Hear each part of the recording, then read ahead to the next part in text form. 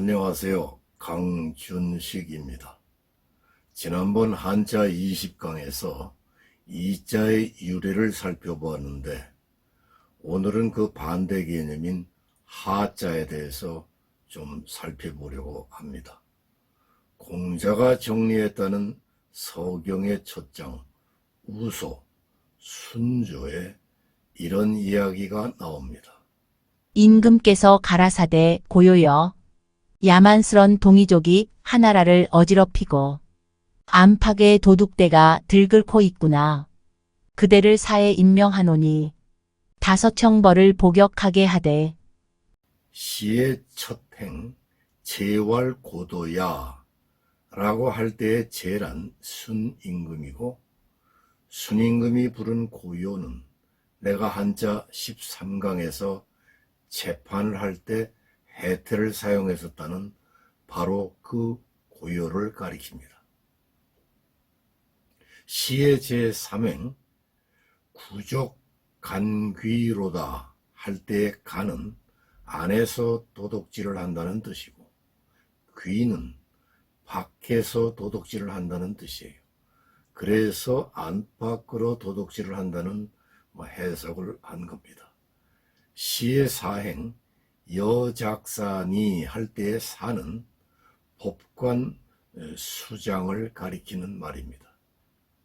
이런 식으로 쭉 이어지는 문장 가운데 오늘 우리의 관심사는 순임금이 말한 시 제2행의 만이 활하인데 그 문구 속에 동이족을 오랑캐로 몬 화하족의 하자가 들어있거든요. 오랑캐 만, 만이 활하의 만자는 어디서 온 걸까요?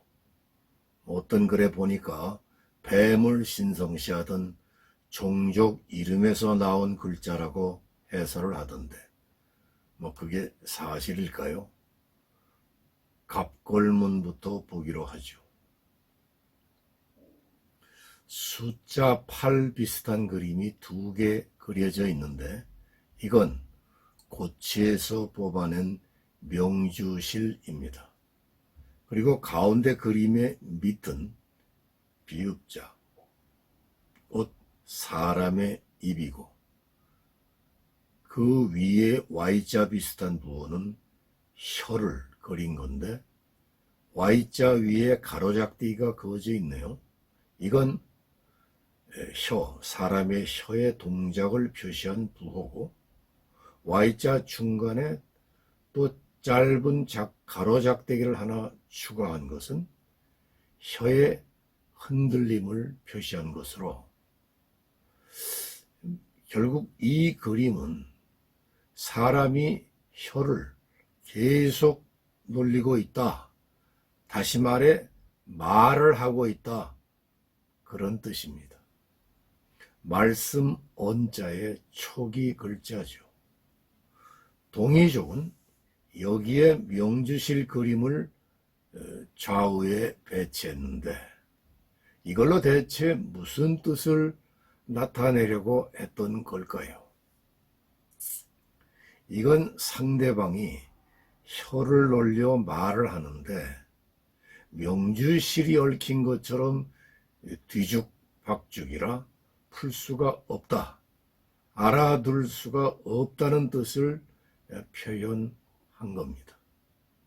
도무지 말을 알아들을 수 없는 사람을 가리키는 글자로 만자를 만들었던 건데 여기에 중요한 역사적 사실이 반영이 되어 있으니까 잘 들어주세요.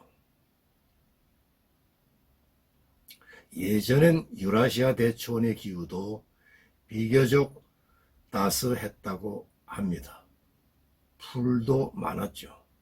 그런데 어떤 시점부터 날씨가 추워지고 강수량이 줄어들자 거기서 유목 생활을 하던 북쪽 사람들이 따스한 남쪽 땅으로 이동을 하게 되었는데 그들이 사용하던 언어는 부족마다 달라서 남쪽에 살던 그 상나라 사람들이 소통을 하려고 해도 도무지 의사가 소통되질 않았다는 거예요.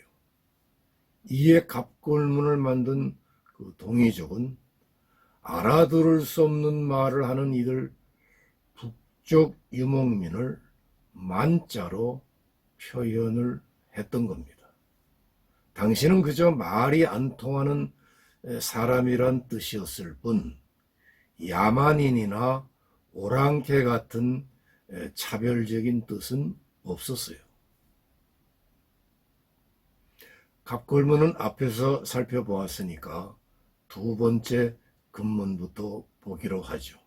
금문에 오면 혀의 움직임을 강조하는 뜻에서 맨 위에 작대기를 하나 추가했고 명주실 밑은 가닥을 추가해서 실이라는 점을 분명히 했습니다. 세 번째 소전에 오면 밑에 무슨 벌레 그림을 추가를 했는데 이거는 벌레라기보다도 사실은 뱀을 그린 거예요. 왜 뱀을 추가했을까? 이 점을 알려면 당시 역사를 좀 살펴볼 필요가 있습니다. 앞에서 말한 것처럼 날씨가 추워지자 상나라 말기에는 서북쪽에서 남하한 유목민 가운데는 고공단보라는 인물이 있었어요. 주나라 초대 무왕의 증조 할아버지죠. 사마천은 고공단보의 족보를 사기에 거룩한 핏줄인 것처럼 장황하게 늘어놓았지만은 사실은 그 조상이 피치 못해 융족과 함께 살았다는 기록을 살짝 남김으로써 서북쪽에서 내려온 유목민이었다는 점을 암시한 대목이 있어요. 그러니까 고공단보는 동이족에겐 말이 안 통해 만이라고 불리던 그 종족의 하나였죠. 그런데 주나라 문화를 숭상하던 공자는 자신이 편집한 시경을 통해 주나라의 뿌리가 되는 고공단보를 마치 이스라엘 백성을 이끌고 엑소도스한 모세처럼, 구약의 모세처럼 미화시켜 놓습니다. 고공단보께서 아침에 말을 달려 서쪽 물가 따라서 기산 밑에 이르자 거기서 강려하고 집터를 살피셨네.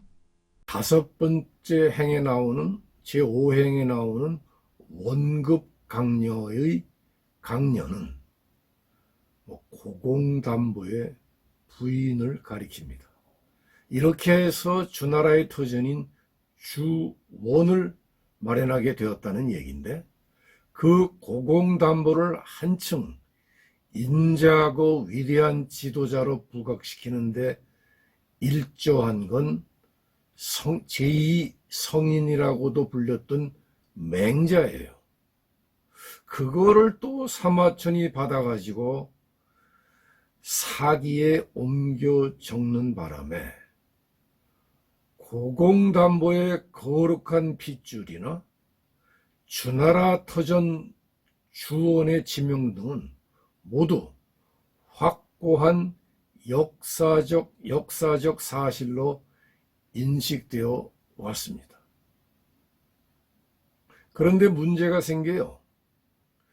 주나라는 고공단보의 증손자 때에 와서 세워지는 나라인데 고공단보보다 1세기나 앞선 상나라 22대 왕 무종시대에 이미 그런 이름의 나라가 존재했었다는 사실이 갑골문을 통해 밝혀지게 된 거예요. 주나라는 상나라 조정에 관할권이 미치지 않던 그 변방나라 방국이라고 그랬죠. 그런 변방 나라로 규모도 상당히 컸고 고공담보 이후 생겨야 할 주원이라는 그 지명도 고공담보 훨씬 이전부터 이미 존재했던 지명이었고 말이죠. 그 후 상나라가 여러 차례 군대를 보내가지고 이 주나라를 정복하고 난 뒤에 유목민 고공담보가 자기 부족을 이끌고 함양 일대의 주원에 나타나게 되었던 건데, 그럼 말이 안 통해 당시 만으로 불렸던 서북쪽 유목민의 수령을 거룩하게 부각시킨 공자나 맹자, 그리고 한참 뒤에 사마천은 대체 뭐예요? 한마디로 화하족의 정통성을 확립하기 위해서 이 세 사람이 시대를 달리해서 역사를 각색했다는 그런 얘기 아니에요? 앞에서도 말했듯이 만자는 원래 말이 안 통한다 그런 뜻이었어요. 나쁜 뜻이 아니었죠. 그런데 춘추 시대에 와서 공자가 주나라 사람과 동이족을 구분하는 이른바 화이지변의 개념을 확립시킨 뒤 중원 밖에 사는 사람들을 동쪽은 동이, 서쪽은 서융, 남쪽은 남만, 북쪽은 북쪽이란 호칭을 붙이기 시작하면서 지난날 상나라 사람들이 서북쪽에서 온 유목민을 지칭하던 만자를 슬쩍 남쪽 사람들에게 갖다 붙여 남쪽 오랑캐 남만으로 부르고 원래 만이었던 주나라 사람은 화하족으로 부르기 시작한 거예요. 그 단적인 증거가 뭐냐 하면 소전의 만자입니다. 갑골문이나 금문엔 없던 뱀 그림이 갑자기 추가되었거든요. 숲이 우거져 벌레나 뱀이 많은 남쪽 지역에 오랑캐라는 점을 강조하기 위한 장치의 하나로 말이죠. 갑골문과 금문은 앞에서 살펴보았고, 세 번째 소전에 오면은 앞에서 언급했던 것처럼 무슨 그 벌레 그림을 추가했는데 이거는 뱀이에요. 흔히 벌레충이라고 하지만 이 경우는 살모사 등의 뱀으로 보는 게 맞습니다. 그리고 네 번째 해서에 와서 뱀 그림을 살모사회로 바꾸어 오랑캐 만자로 정착을 시켰죠. 사람이 오랑캐이라 하지 않고 사람이라고 한 점이나 그 이자가 어디서 왔나를 좀 자세히 알고 싶으신 분은 마침내 드러난 이의 진실이란 제목의 한자 20강을 들어보시기 바랍니다. 대륙의 역사는 본래 사망오제 시대의 임금들이 다 동이족이었는데 이걸 나중에 화하족이라 칭해지는 사람들이 하나라를 열면서 하이 두 종족 간의 대립이 시작되었던 거예요. 그 후 하나라를 무너뜨린 상나라가 동이족이고 상나라를 무너뜨린 주나라가 화하족이며 주나라를 무너뜨린 진시황의 진나라가 동이족이고 진나라를 무너뜨린 한나라가 화하족이죠. 그럼 동이족은 한나라 이후로 완전히 밀려났느냐? 나는 그렇게만 보지는 않습니다. 대륙의 역사 가운데 화이족 또는 한족이 통치했던 왕조는 하나라, 주나라, 한나라, 송나라, 명나라의 5 왕조밖에 없어요.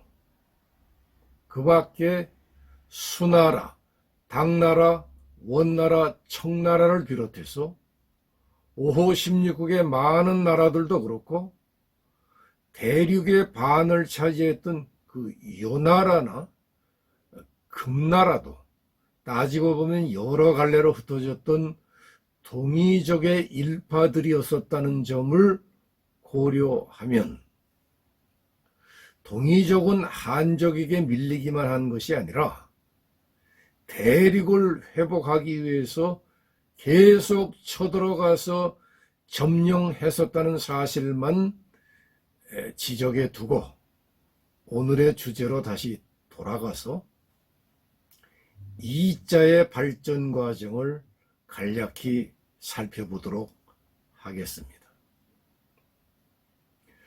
갑골문 시대엔 인자와 이자가 같이 쓰였고 그 뜻은 사람, 그 중에서도 동이인 또는 동이족을 특정해서 가리키던 글자였어요. 이게 주나라 초기와 중기의 금문 1번까지는 공용이 되다가 주나라 말기로 오면 금문 2번처럼 이자가 인자에서 분리되어 명주시를 묶은 주살 그림으로 대체됩니다. 왜 이런 주살 또는 화살 그림으로 동이족을 표시했을까? 고구려도 그랬지만은 사실 동이족은 아주 먼 옛날부터 활을 잘 다루었기 때문에 화살을 동이족의 상징으로 표현을 하게 되었던 건데, 4번째 소전에 오면 화살촉은 사라지고 명주실은 클 대자로 바뀌어가지고 활을 든 사람이다 어쩌다 하는 그 논쟁들도 생기게 되는 거지만은 동이족은 단순히 활만 잘 다루던 종족이 아니고 동양 철학과 사상의 결정체인 제로 문화의 바탕을 제공한 종족인데, 제로 문화는 결국 고조선에서 유래한 것이었다는 얘기를 한자 20강에서 자세히 했으니까 여기서는 이 정도로 이자에 대한 설명을 마치도록 하겠습니다. 교활할 활, 만이 활하의 활자는 어디서 온 걸까요? 이 글자는 선진시대의 고대 지리서 산해경에 실린 내용에서 비롯된 것이기 때문에 갑골문이나 금문은 없습니다. 산해경은 백이기 저술한 책이라고도 전해지지만 사실은 춘추시대부터 한나라 초기까지의 여러 학자들이 이런저런 내용을 첨가해서 만든 책이라는 게 학계 정설이죠. 그 산해경에 교라는 가상동물이 나옵니다. 이 동물은 개 비슷하게 생겼는데 표범무늬를 갖고 있고 머리엔 소뿔이 나 있었다고 해요. 이 동물이 나타나면 그 해에는 풍년이 든다고 해서 세상 사람들이 모두 기대를 했지만은 나올 듯 말 듯 하다가 끝내는 나타나질 않았다고 해요. 그런데 이 간교한 교의 친구에 활이라는 동물이 있었는데 몸뚱이에 돼지털이 난 개 비슷하게 생긴 이 동물은 교보다 한층 더 간교해서 이를테면 길을 가다 호랑이를 만나면 공처럼 몸을 둥글게 변신해 있다가 호랑이가 입을 벌려 삼키려고 하면 오히려 팔짝 호랑이 입속으로 뛰어들어가서 내장을 파먹고, 호랑이가 배가 아파 뒹굴다 죽으면 유유히 입 밖으로 나와 간교한 웃음을 지었다고 합니다. 그 모습을 나타내면 온 세상이 대란, 곧 큰 환란에 빠진다는 간악한 활의 모습은 이랬다고 합니다. 좀 아리송하죠? 세로 글씨인 한자의 특성상 좌로 90도 회전시켜보면 이런 모양이 됩니다. 밑에 보이는 그림은 아무래도 개를 그린 것 같은데, 검증을 위해 개견자의 발달 과정을 좀 살펴보겠습니다. 갑골문부터 그 소전까지의 그림들은 맨 왼쪽에 그 개를 스케치한 글자였다는 걸 알 수가 있죠. 특히 소전의 그림은 오른쪽, 맨 오른쪽 활자의 그 왼쪽 부분, 왼쪽 그림과 같은 것임을 확인할 수가 있습니다. 이번에는 소전 오른쪽 그림을 좀 살펴보실까요? 무슨 그림인지 잘 감이 오지를 않죠. 이해를 해서 이해를 돕기 위해 뼈 골자의 발전 과정을 살펴보도록 하겠습니다. 갑골문 1번은 뼈가 서로 지탱을 하고 있는 모습을 그린 거고, 갑골문 2번은 소의 어깨뼈를 스케치한 그림이에요. 세 번째 고문은 갑골문 2번을 조금 변형시켜 가지고 그 밑에다가 고기 육자, 달월 같이 쓰는데 고기 육변이 있어요.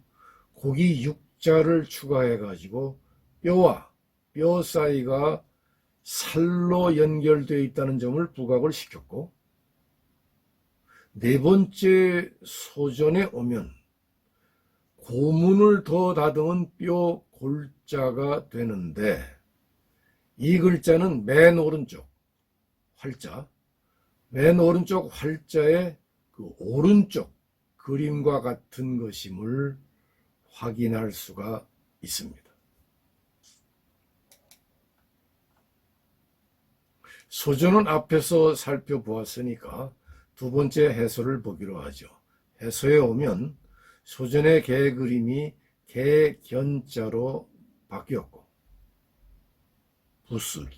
부수견, 그 다음에 뼈 그림이 뼈 골자로 바뀌어 교활할 활자로 정착을 하는데, 여기서 문득 떠오르는 의문은 말이죠. 소전시대에 와서 겨우 생긴 이 글자가 과연 순임금 시대에도 있었느냐 하는 점입니다. 여름하, 만이활화의 하자는 어디서 온 걸까요? 어떤 옥편에 보니까 머리와 발을 드러내고 지내는 때 철을, 곧 여름을 나타낸 글자라고 해설을 하던데, 그게 맞을까요? 다음 갑골문을 보시죠. 맨 위에 날일자는 해를 가리키는 거고, 그 밑은 날이 너무 무더워가지고 사람이 맥 빠진 모습으로 앉아있는데 곧 여름철이다, 그런 뜻입니다. 갑골문은 살펴보았으니까 두 번째 금문부터 보기로 하죠. 금문에 오면 왼쪽 상단에 보이는 해 때문에 더위로 팔다리가 흐느적거리는데 곧 여름임을 분명히 한 그림이라고 생각이 되는데, 일본 학자 가토 조겐이라는 사람은 기우제를 지내면서 탈춤을 추는 장면을 그린 거라고 했어요. 하지만 이 학설에도 비가 안 오고 태양만 내리쬐는 여름철의 의미는 담겨 있죠. 문제는 세 번째 춘추부터입니다.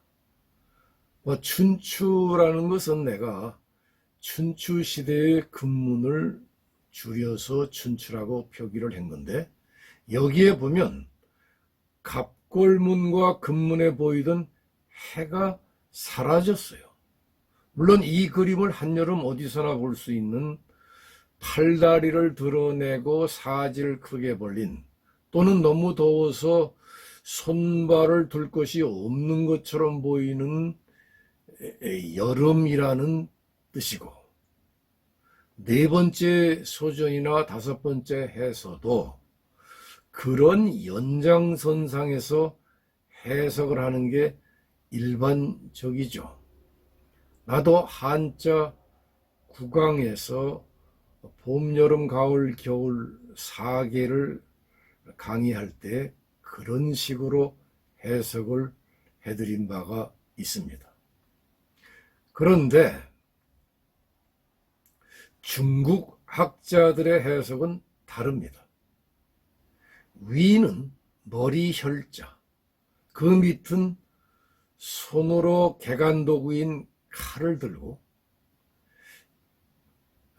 발로 쟁기를 밟으며 농사를 짓고 있는 화하족, 한족 또는 현재 중국인의 모습을 스케치한 그림이라는 거예요, 하자가. 왼쪽 맨 밑에 F자를 눕혀놓은 것 같은 그 부호도 농사 짓는 데 필요한 날씨에 대한 당시의 그 전복을 표시한 거다, 이렇게 주장을 하는 거예요. 그러고 보니까 그런 것도 같지만은, 쉬어야 할 폭염 여름철에 쟁기로 밭일을 하는 게 아구가 그게 맞는 해석이냐 하는 그런 의문이 들기도 합니다. 네 번째 소전에 오면 춘추 시대의 그 근문 춘추를 이어받지만 조금 간략화되어 가지고 머리혈과 두 손 그리고 밑은 쟁기를 표시하고 있다는 거예요. 밭 가는 데 필요한. 중국인들이 왜 이렇게 하자 해석에 집착을 하느냐 하면은, 이 글자가 화하족의 시작인 하나라와 연관이 되어 있기 때문입니다. 그들은 만물이 가장 왕성하게 자라는 건 여름이기 때문에 국가 번영의 상징으로 하자를 택했던 거라고 강변을 하면서, 또 농업 중심이던 하나라를 표현하는데 쟁기로 농사짓는 춘추나 소전의 그림이 아주 필요하다고 생각을 했던 거예요. 실제 해석이 맞느냐 안 맞느냐와는 별개의 문제죠. 나는 여름 하자의 모양이 춘추에 와서 확 바뀌게 된 것은 화이지변의 개념을 확립시킨 공자의 영향 때문이었을 걸로 봅니다. 이후 수많은 유생들이 퍼뜨린 하자의 정치적 의미는 한나라 때 편찬된 설문 해자에 반영이 되어 있듯이, 하자는 중국 지인의 뜻이다, 이렇게 되어 있는데, 여기서 말하는 중국 지인은 현재 그 중국인이라는 뜻이 아니고 중원에 살던 사람이다 그런 뜻이지만은 아무튼 중국 지인의 뜻이라는 거예요. 그리고 설문해자에 또 광의의 의미에서 크다는 뜻이 있다 이렇게 해설을 했는데 그것이 바로 그들이 유생들이 만들어낸 하자의 정치적 의미였고 이것이 쭉 확립되어 내려왔던 거죠. 다시 말하면 하나라 때부터 몇 년이 이어져 내려온 크고 아름다운 한족, 화하족 또는 중국인이 바로 하자다. 이런 식으로 저들은 해석을 하고 있는 거죠. 그런데 문제가 생겨요. 무슨 문제냐?